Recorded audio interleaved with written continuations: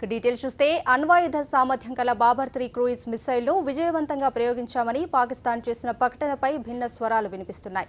ఇది నిజం కాకపోవచ్చనే వాదన బలంగా వినిపిస్తోంది. పాకిస్తాన్కు అంత సీన్ లేదని అంటున్నారు రక్షణ రంగ నిపుణులు. పాక్ ఉద్దేశపూర్వకంగా తప్పుడు ప్రచారం చేస్తోందని అభిప్రాయపడుతున్నారు. కంప్యూటర్ గ్రాఫిక్స్ ద్వారా క్షిపణి ప్రయోగ వీడియోను దాయాది దేశం సృష్టించిందని అనుమానిస్తున్నారు. అందుకే ప్రయోగ ప్రదేశాన్ని ప్రకటించకుండా గోప్యంగా ఉంచిందని అన్నారు.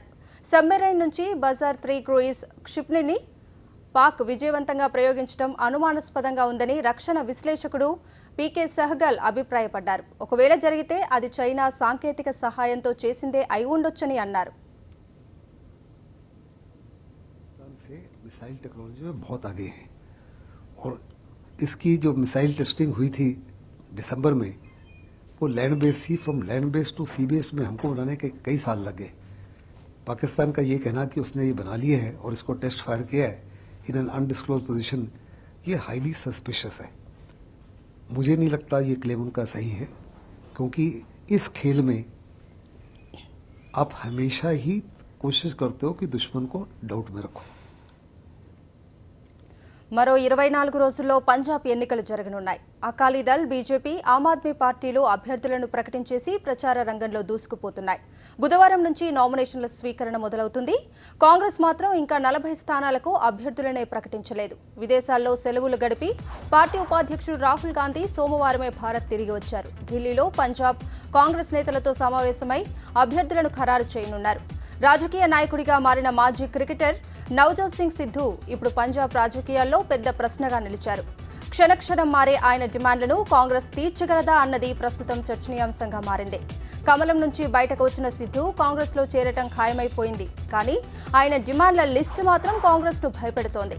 తనకు భార్య నవజోత్ కౌర్తో పాటు మరో 4 సీట్లు తన వారి కోసం కావాలని సిద్ధు కోరుతున్నట్లు సమాచారం. అంతేకాదు భవిష్యత్తులో మళ్లీ అమృత్సర్ పార్లమెంట్ స్థానం కూడా కావాలంటున్నారు.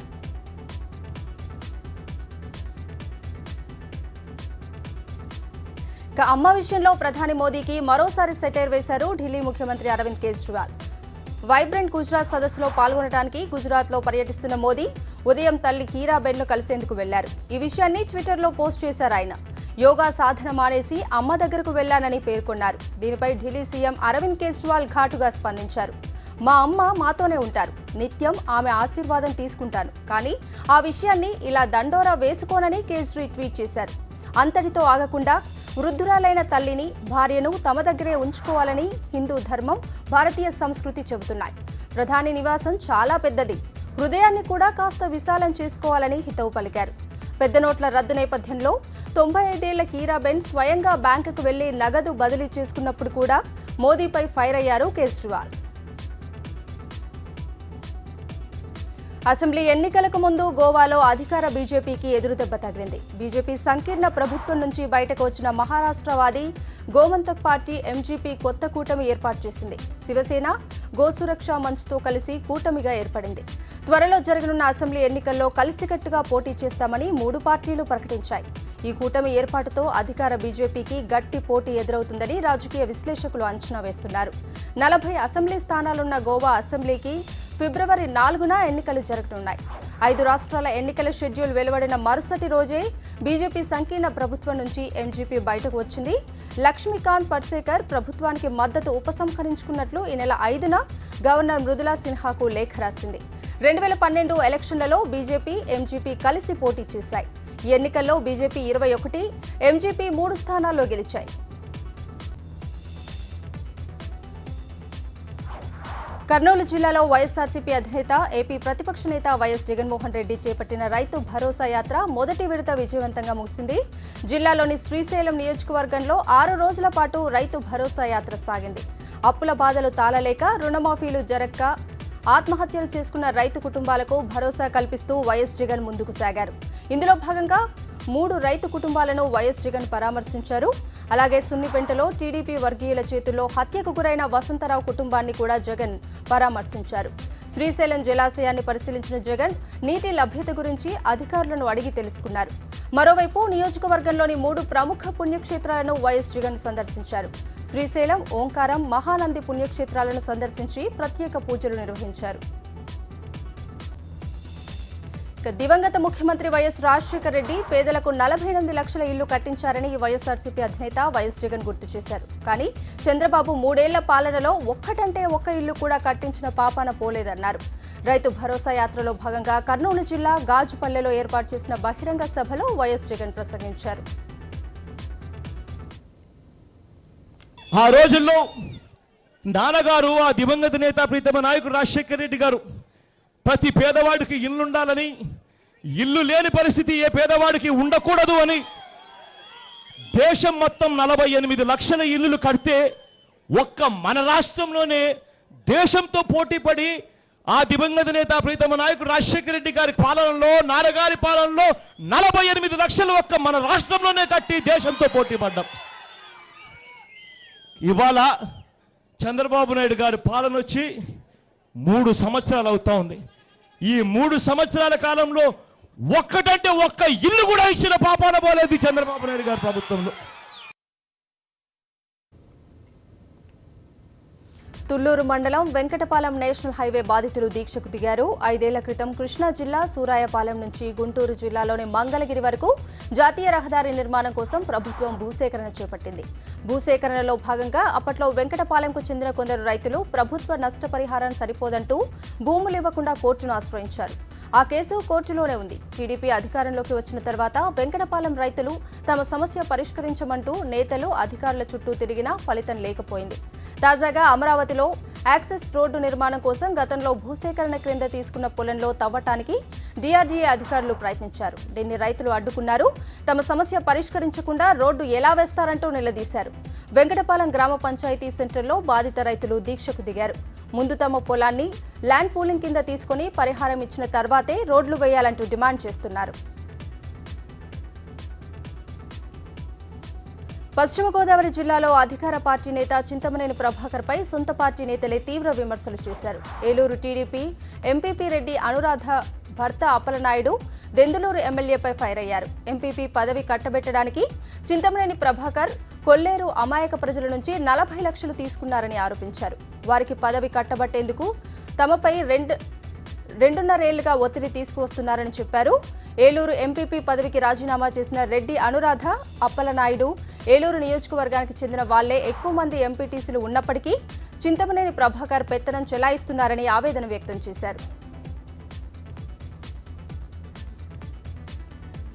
గతేడాదితో పోలిస్తే ఆదాయ వృద్ధి పెరిగినా నోట్ల రద్దు పరిణామాలతో తెలంగాణ ప్రభుత్వం ఆపసోపాలు పడుతోంది. అన్ని శాఖల పరిధిలో గత 3 నెలలుగా చెల్లించాల్సిన బిల్లులన్నీ పెండింగ్లో పెట్టింది. దీంతో ప్రాధాన్యంగా ఎంచుకున్న పనులు, కార్యక్రమాలు కూడా ఎక్కడికక్కడే ఆగిపోయాయి. మొత్తంగా వివిధ శాఖలకు చెల్లించాల్సిన 4,000 కోట్ల మేర బిల్లులు నిలిచిపోయినట్లు అంచనా. ఈ ఏడాది అత్యంత ప్రాధాన్యంగా ఎంచుకున్న నీటి పారుదల విభాగంలో 3 నెలలుగా 3,000 కోట్ల బిల్లులు ఆగిపోయాయి. సాగునీటి ప్రాజెక్టుల పనులు నత్తనడకలా మారాయి. దీంతో పాటు R&B, మిషన్ కాకతీయ, విద్యుత్ విభాగంలో చెల్లించే బిల్లులను సైతం ఆర్థిక శాఖ ఆపేసింది. అవన్నీ కలిపి మరో 1,000 కోట్ల బకాయిలు పేరుకుపోయినట్లు అంచనా. నోట్ల రద్దుతో గత 2 నెలల్లో రాష్ట్ర ఖజానాకు దాదాపు 800 కోట్ల మేర గండిపడింది. ఓలా, ఊబర్ యాజమాన్యాల ధోరణిని నిరసిస్తూ Telangana cab drivers owners association అధ్యక్షుడు శివకుమార్ ఆమరణ నిరాహార దీక్షను రిటైర్డ్ న్యాయమూర్తి చంద్రకుమార్ నిమ్మరసం ఇచ్చి విరమింపజేశారు. కొద్ది రోజుల క్రితం ఇందిరా పార్క్ వద్ద ఆమరణ నిరాహార దీక్షకు దిగిన శివ దీక్షను పోలీసులు భగ్నం చేసి గాంధీ ఆసుపత్రికి తరలించారు. అక్కడ ఆయన దీక్ష కొనసాగించడంతో ఆరోగ్యంపై ఆందోళన నెలకొంది. ఈ నేపథ్యంలో మాజీ న్యాయమూర్తి చంద్రకుమార్ దీక్ష విరమింపజేశారు. ప్రభుత్వం నిర్లక్ష్య ధోరణి వీడి డ్రైవర్ల శ్రమను దోచుకుంటున్న ఓలా, ఊబర్ యాజమాన్యాలపై చర్యలు తీసుకోవాలన్నారు. ఊబర్, ఓలా సంస్థల మెడలు వంచి క్యాబ్ డ్రైవర్లు, ఓనర్లకు న్యాయం చేయాలని శివ కోరారు. లేదంటే ఆందోళన ఉధృతం చేస్తామని హెచ్చరించారు. తెలంగాణను మళ్లీ స్వైన్ ఫ్లూ భయపెడుతోంది. చాప కింద నీరులా వ్యాపిస్తోంది. 6 నెలల్లో 6గురిని ఈ మహమ్మారి పొట్టనబెట్టింది. తాజాగా గాంధీ ఆసుపత్రిలో స్వైన్ ఫ్లూ లక్షణాలతో యాదాద్రికి చెందిన మహిళ మృతి చెందింది. తెలంగాణ వ్యాప్తంగా 112 మందికి స్వైన్ ఫ్లూ నిర్ధారణ అయినట్లు సమాచారం. దీంతో జనం భయాందోళన చెందుతున్నారు. శీతాకాలం కావడంతో స్వైన్ ఫ్లూ వేగంగా వ్యాప్తిస్తుందని వైద్యులు చెబుతున్నారు. తీవ్రమైన జలుబు, జ్వరంతో పాటు కీళ్లు, కండరాల నొప్పులతో బాధపడుతున్న వారు వెంటనే డాక్టర్ను సంప్రదించాలని సూచిస్తున్నారు.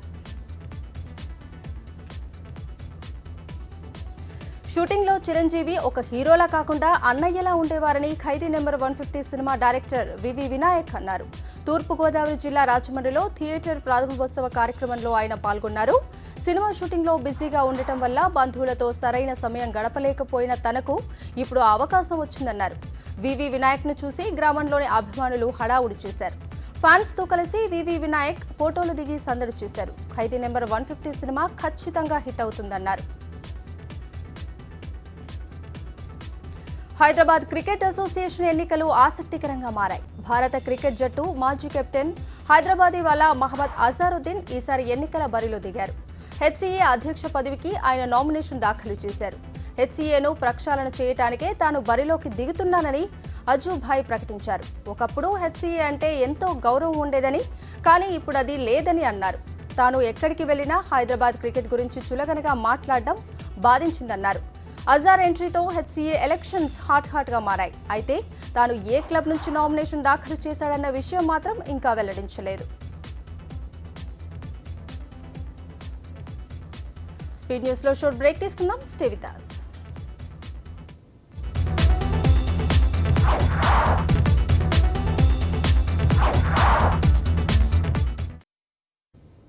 Welcome back. TDP Anakapalli MLA Peela గోవింద్పై భూ కబ్జా కేసు నమోదైంది. తన స్థలాన్ని కబ్జా చేశారంటూ ఎమ్మెల్యేలపై రమేష్ బాబు అనే వ్యక్తి కంప్లైంట్ ఇచ్చాడు. పెందుర్తికి చెందిన రాజేష్ బాబు ఒమెన్లో ఉంటున్నాడు. ఇతనికి స్వగ్రామంలో ఇల్లు, ఖాళీ స్థలం ఉంది. అయితే ఎమ్మెల్యే, అతని అనుచరులు తన ఇంటి కాంపౌండ్ వాల్ను కూల్చేసి స్థలాన్ని కబ్జా చేశారని రాజేష్ బాబు ఒమెన్ నుంచి ఈ మెయిల్ ద్వారా విశాఖ పోలీస్ కమిషనర్కు ఫిర్యాదు చేశారు. దీనిపై కేసు నమోదు చేసిన పోలీసులు ఎమ్మెల్యే పీలా గోవింద్పై భూ కబ్జా కేసు పెట్టారు. సమగ్ర దర్యాప్తు చేసి నిజానిజాలు తేలిన తర్వాత చర్యలు తీసుకుంటామన్నారు. కుటుంబ కలహాలు ఓ జంటను బలి తీసుకున్నాయి. భార్య గొంతు కోసిన భర్త తాను ఆత్మహత్య చేసుకున్నాడు. ఈ సంఘటన వైఎస్ఆర్ జిల్లా వేముల మండలం నల్లచెరువులపల్లిలో జరిగింది. నల్లచెరువులపల్లి ఎస్సీ కాలనీలో ఉంటున్న కవిత, రామాంజనేయులకు 6 ఏళ్ల క్రితం వివాహం జరిగింది. పెళ్లైన కొంతకాలం వీరు అన్యోన్యంగానే ఉన్నారు. వీరికి 4 ఏళ్ల పాప కూడా ఉంది. ఇటీవల రామాంజనేయులు కవితపై అనుమానం పెంచుకున్నాడు. ఈ క్రమంలో ఇరువురి మధ్య గొడవలు జరిగేవని స్థానికులు అంటున్నారు. ఈ కారణంగానే భార్యను గొంతు కోసి చంపిన రామాంజనేయులు ఆ తర్వాత విషగుళికలు మింగి ఆత్మహత్య చేసుకున్నాడని చెబుతున్నారు. తల్లిదండ్రుల మృతితో 4 ఏళ్ల పాప అనాథ అయింది. కేసు నమోదు చేసిన పోలీసులు దర్యాప్తు చేస్తున్నారు.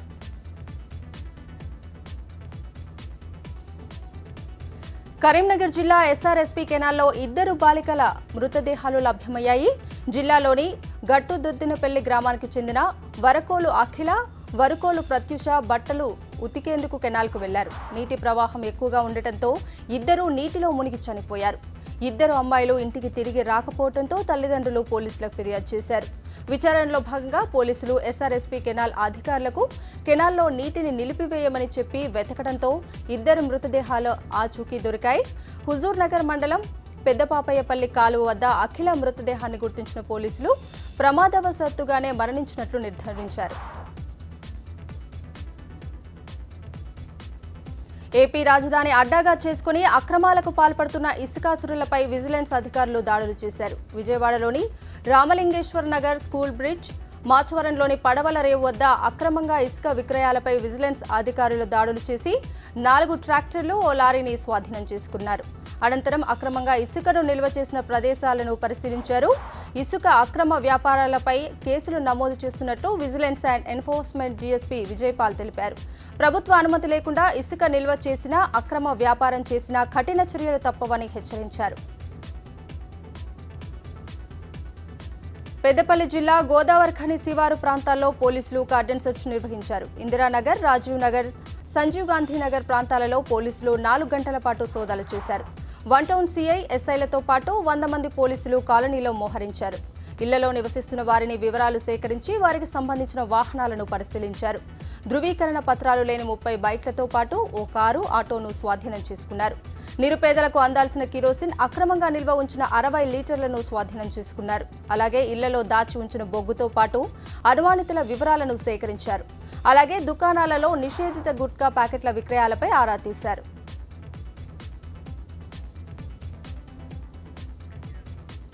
ఆయన మెగాస్టార్.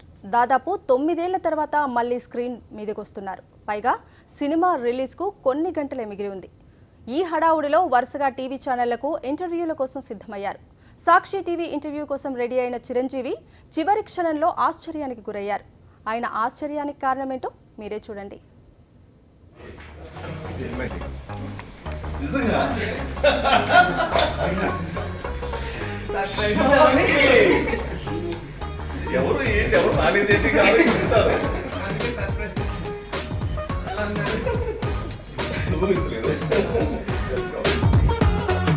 సన్న జాజిలా పుట్టే సిందిరో మల్లె తీగల చుట్టే సిందిరో తేనె తీగల బాగా గుర్తు ముఠామేస్త్రి ఎంత ఘాటు ప్రేమయో మీకు గుర్తుంటుంది. సుందరి మరి డాన్స్ నేను మీతో చేసినప్పుడు చాలా ఎంజాయ్ చేశాను. కాజోల్ ఎలా ఫీల్ అయింది? మిగతా డీటెయిల్స్ చూస్తే సమాజ్వాదీ పార్టీలో సంక్షోభానికి తెరపడే సూచనలు కనిపిస్తున్నాయి. ఇంతకాలం నువ్వా నేనా అన్నట్లు పోట్లాడిన తండ్రి కొడుకులు మరోసారి రాజీ చర్చలు చేపట్టారు. పార్టీపై ఆధిపత్యం కోసం కుస్తీ పట్టిన ములాయం సింగ్ యాదవ్, అఖిలేష్ యాదవ్లు సమావేశమయ్యారు. లక్నోలోని ములాయం నివాసంలో భేటీ జరుగుతోంది. అఖిలేష్ యాదవే తమ ముఖ్యమంత్రి అభ్యర్థి అని ఈ సందర్భంగా ములాయం మళ్లీ స్పష్టం చేసినట్లు సమాచారం. అయితే పార్టీ జాతీయ అధ్యక్షునిగా తనను కొనసాగించాలని అఖిలేష్ కు ములాయం చెప్పినట్లు తెలుస్తోంది. సైకిల్ సింబల్ విషయంలో ఈసీ నిర్ణయం వెలువడనున్న తరుణంలో ములాయం అఖిలేష్ భేటీ ఆసక్తికరంగా మారింది. ఈ నెల 17 లోపు బలాబలాలు తేలకపోతే వేర్వేరు గుర్తులు కేటాయించే అవకాశాలున్నాయనే వార్తల నేపథ్యంలో తండ్రి కొడుకులు సంధిబాట పట్టారని సమాచారం. ఎన్నికలకు మరికొన్ని రోజుల సమయం మాత్రమే మిగిలి ఉన్న తరుణంలో ఇప్పుడు కొత్త గుర్తులు వస్తే వాటిని ప్రజల్లోకి తీసుకెళ్లడం కష్టమని ఇరు వర్గాలు భావిస్తున్నట్లు సమాచారం.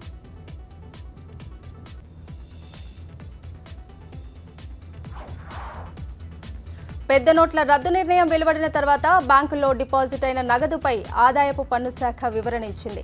నవంబర్ 8 తర్వాత 3 నుంచి 4 లక్షల కోట్ల మేర పన్ను ఎగవేసిన డబ్బు బ్యాంకుల్లో చేరిందని ఐటీ శాఖ పేర్కొంది.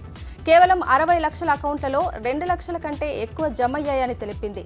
దీర్ఘకాలంగా వినియోగంలో లేని వివిధ అకౌంట్లలో 25,000 కోట్లు డిపాజిట్ అయ్యాయని తెలిపిన ఐటీ శాఖ నవంబర్ 9 నుంచి ఈశాన్య రాష్ట్రాల్లోని వివిధ బ్యాంకు అకౌంట్లలో 10,700 కోట్లకు పైగా నగదు జమైందని వెల్లడించింది. అలాగే 80,000 కోట్ల రూపాయల మేర రుణాల చెల్లింపు రూపంలో బ్యాంకులకు చేరాయని వెల్లడించింది. సహకార బ్యాంకుల్లో 16,000 కోట్ల రూపాయలు జమయ్యాయని తెలిపిన ఐటీ శాఖ ఈ లెక్కలపై ఐటీ, ఈడీ బృందాలు నిశిత పరిశీలన జరుపుతున్నాయని పేర్కొంది. నోట్ల రద్దు తర్వాత బ్యాంకుల్లో పెద్ద మొత్తంలో లెక్క చూపని సొమ్ము డిపాజిట్ చేశారని తెలిపిన ఐటీ అధికారులు ఆ అకౌంట్లను పరిశీలిస్తున్నామని తెలిపారు.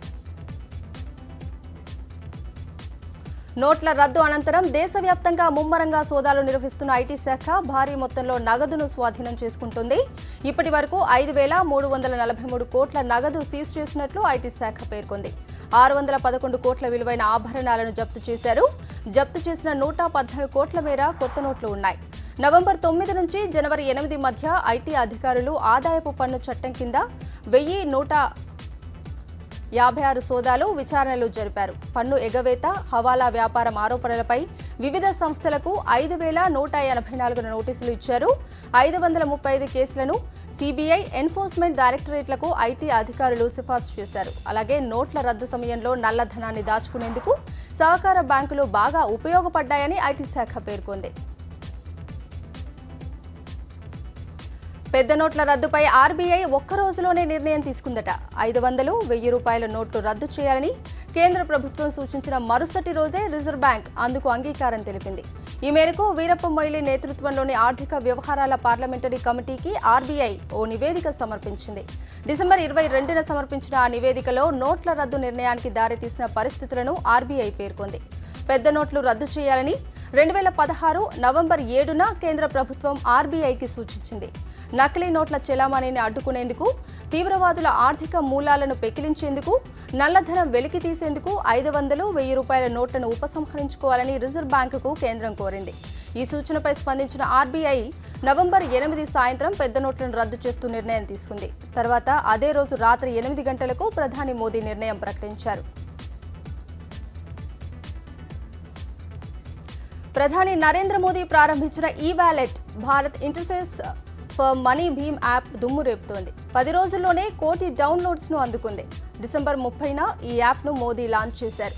ఆండ్రాయిడ్ యూజర్స్ కోసం ప్రారంభించిన ఈ యాప్ను గూగుల్ ప్లే స్టోర్ నుంచి ఇప్పటికే 1 కోటి మంది డౌన్లోడ్ చేసుకోవడం విశేషం.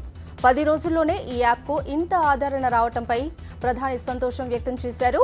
ఈ యాప్ లాంచ్ అయిన 3 రోజుల్లోనే 4.1 రేటింగ్తో ఇండియా మోస్ట్ పాపులర్ ఆండ్రాయిడ్ అప్లికేషన్గా నిలిచింది. ఇంటర్నెట్ సౌకర్యం లేకపోయినా సాధారణ ఫీచర్ ఫోన్లోనూ పనిచేయటం ఈ యాప్ ప్రత్యేకత. ఆధారిత పేమెంట్స్ను కూడా తొందరలోనే ఈ యాప్కు జత చేయనున్నారు. తమ బ్యాంక్ అకౌంట్లను ఈ యాప్కు అనుసంధానించడం ద్వారా మొబైల్ ద్వారానే డబ్బు పంపటం, పొందటం వంటివి చేసే వీలు కలుగుతోంది. దేశవ్యాప్తంగా దాదాపు అన్ని బ్యాంకులు ఈ భీమ్ యాప్ను సపోర్ట్ చేస్తున్నాయి. ఆయన మెగాస్టార్ దాదాపు 9 ఏళ్ల తర్వాత మళ్లీ స్క్రీన్ మీదకి వస్తున్నారు. పైగా సినిమా రిలీజ్కు కొన్ని గంటలే మిగిలి ఉంది. ఈ హడావుడిలో వరుసగా టీవీ ఛానళ్లకు ఇంటర్వ్యూల కోసం సిద్ధమయ్యారు. సాక్షి టీవీ ఇంటర్వ్యూ కోసం రెడీ అయిన చిరంజీవి చివరి క్షణంలో ఆశ్చర్యానికి గురయ్యారు. ఆయన ఆశ్చర్యానికి కారణమేంటో మీరే చూడండి.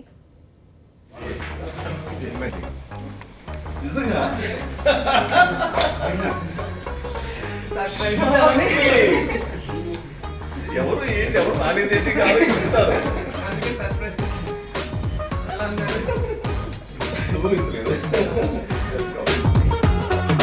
సన్న జాజిలా పుట్టే సిందిరో మల్లె తీగల చుట్టే సిందిరో తేనె తీగల. బాగా గుర్తు ముఠామేస్త్రి, ఎంత ఘాటు ప్రేమయో మీకు గుర్తుంటుంది. సుందరి మరి డాన్స్ నేను మీతో చేసినప్పుడు చాలా ఎంజాయ్ చేశాను. కాజోల్ ఎలా ఫీల్ అయింది? బిజినెస్ అప్డేట్స్ చూస్తే అంతర్జాతీయ మార్కెట్ల నుంచి వచ్చిన పాజిటివ్ ట్రెండ్స్తో స్టాక్ మార్కెట్లు లాభాల్లో ట్రేడ్ అవుతున్నాయి. సెన్సెక్స్ 173 పాయింట్ల లాభంతో 26,899 పాయింట్ల వద్ద ముగిసింది. నిఫ్టీ 52 పాయింట్ల లాభంతో 8,288 పాయింట్ల వద్ద ముగిసింది. ఇక సెక్టార్ సూచీల్లో మెటల్ సూచీలు 1.31%, కన్స్యూమర్ డ్యూరబుల్స్ 1.01%, ఆటో సూచీలు 1.26% లాభపడ్డాయి. నిఫ్టీ టాప్ లూజర్స్ లిస్టులో Axis bank 1.09%, Grasim 0.95%, ACC 0.79%, doctor Reddy's 0.59% నష్టపోయాయి. నిఫ్టీ టాప్ గెయినర్స్ లిస్టులో Hindalco 4.46%, Tata Motors 3.55%, Adani Ports 3.23% లాభపడ్డాయి.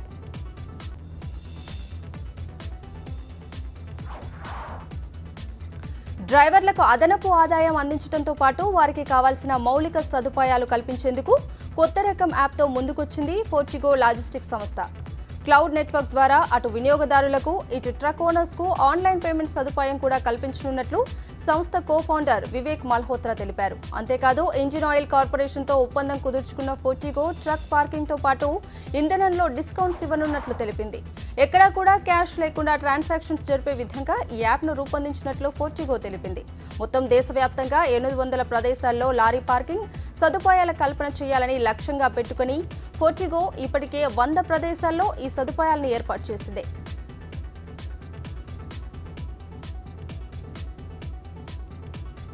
Internet దిగ్గజ సంస్థగా పేరొందిన యాహూ ఇంక్ తన పేరును మార్చుకోబోతున్నట్లు ప్రకటించింది. కొత్త పేరుగా అల్టావా ఇంక్ గా నామకరణం చేయనున్నట్లు తెలియజేసింది. అదేవిధంగా వెరీజోన్ కమ్యూనికేషన్ ఇంక్ తో కుదుర్చుకున్న డీల్ ముగిసిన అనంతరం కంపెనీ బోర్డు నుంచి Yahoo chief executive officer Marissa Mayer రాజీనామా చేయబోతున్నట్లు వెల్లడించింది. యాహూ తన కోర్ ఇంటర్నెట్ బిజినెస్ లా డిజిటల్ అడ్వర్టైజింగ్, మీడియా ఆస్తులు, ఈమెయిల్ వంటి వాటిని ప్రముఖ వైర్లెస్ దిగ్గజం వెరీజోన్కు విక్రయించిన సంగతి తెలిసిందే.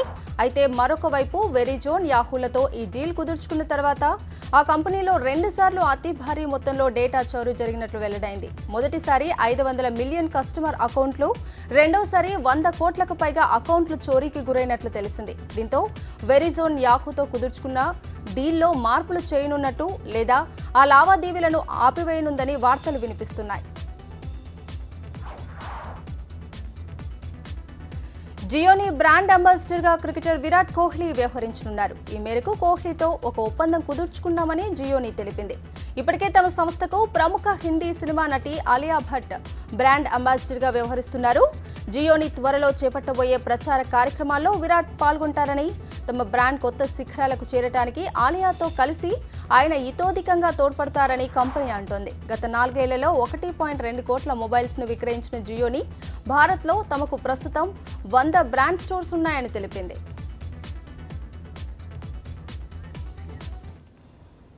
ఇవి speed news updates. Next Urdu news ప్రసారం అవుతుంది. చూస్తూనే ఉండండి సాక్షి న్యూస్.